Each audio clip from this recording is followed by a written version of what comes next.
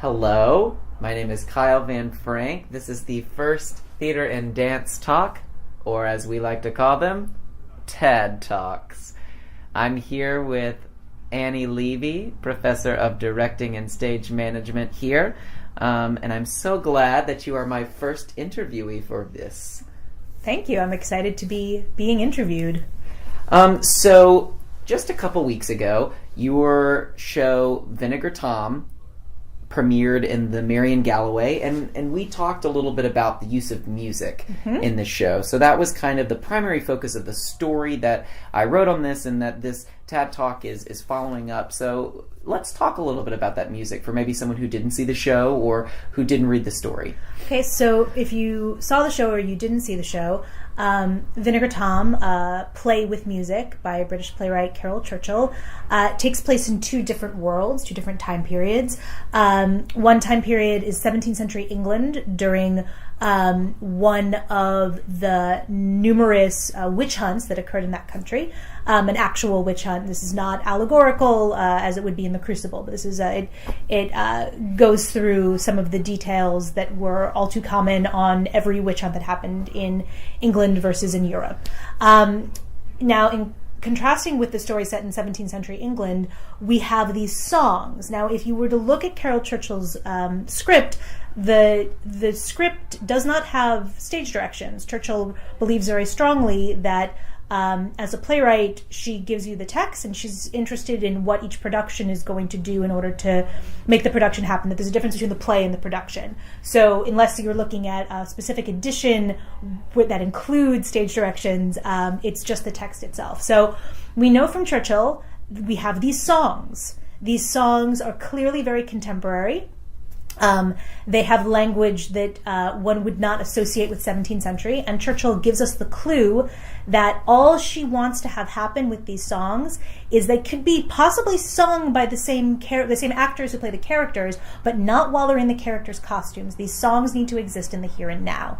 So, having directed this play before and spent a lot of time thinking about how these songs are in dialogue in 17th century England, what I tried to consider is when the show was first done in the 70s, these songs were, they had a very 70s feel, a very 70s sound. The audience very clearly felt the jarring contrast between 17th century England and 1970s England. So when I was going back and doing it, I wanted to think about how do you bring this music into 2018 Alabama? There are 7 songs, and each song responds to a specific character's journey, a moment of crisis in that character's journey, a moment of crisis in the story. The lyrics of the song are very, very different. The one song will read almost like lyrical poetry, and another one, each line is very short and compact and lends itself to a much more rhythmic style of performance. So working with Arato Cremita, who is the music director from New York, who I brought in to collaborate with me on this piece, we worked together, not only figuring out what the flow of the music was going to be, but also after we had our cast of 7 singers, of thinking a little bit about which style that each singer brought to the process did we want to superimpose upon the song, because, as we talked about in the story, the singers who performed in Vinegar Tom actually wrote the music of the songs that they were performing. So that's a lot. That's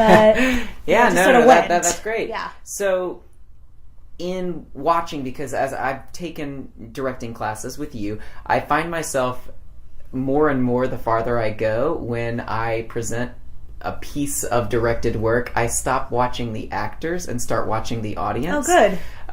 So if that's something that you do as well, how did you see them perceive this music? How was it received?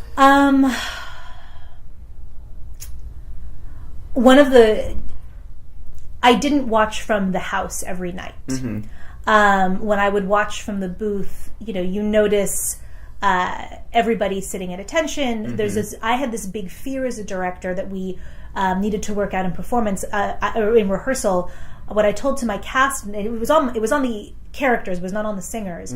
I said, we cannot ever think that the audience is supposed to clap after a song. This is not a musical.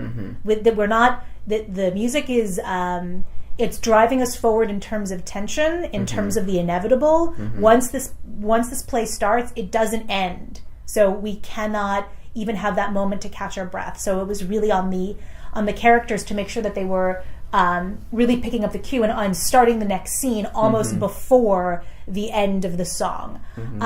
One of the things that I noticed, one of the nights I was sitting in the house,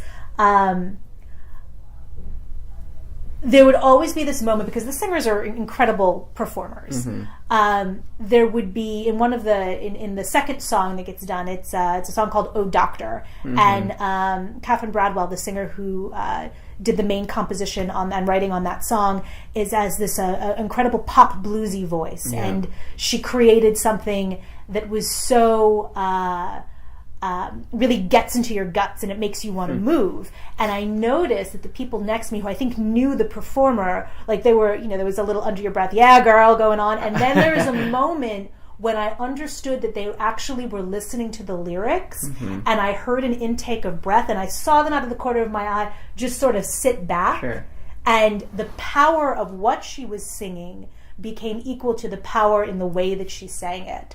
So that's one small experience, and from what I've heard from people, it seemed like that happened a lot. And then one of the most wonderful bit of feedback that I got is, after the lights came up, quite often people would stay in the audience and discussing it. And what they were discussing was the relationship between the contemporary songs and the 17th century story, and the way that we did the production of all of them in the same strange abstracted space. And by that I mean everything was playing on the same abstracted set. The realization that, this is actually all happening at the same time. And the real and how the music helped them understand that. Great. Yeah, no, I had a similar experience of, at some point in the song, you start to realize that there's this really deep connection, not only with the singers and the show and the story, but the singers and our experience. So I think that too, your staging of having them never leave helped that. Is they became a cue for us. Yes, they are your stand-in. And one of my big goals was I wanted Anne Dylan Laughlin composed this song, "If Everybody Worked as Hard as Me," and it's one of my favorite transitional moments of the show. It goes from a moment of extreme violence between two of the characters to then the sound of a ukulele, and Anne Dylan, who has a smile that could light up a room, starts singing this very sweet, folky song, and that juxtapositioning was very intentional.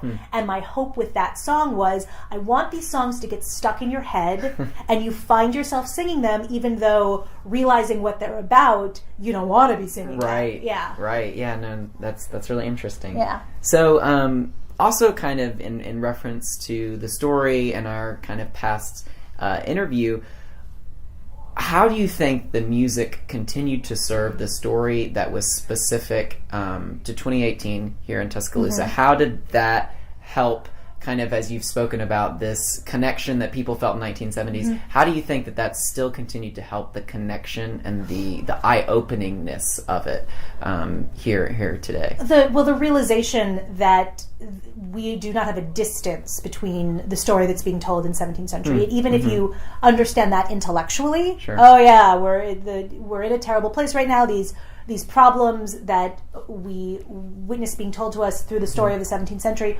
we all recognize and could cite examples of how this is going on right now.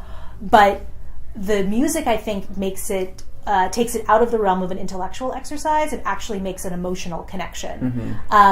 When one of the first song in this entire show is a song that's called "Nobody Sings About It, But It Happens All the Time."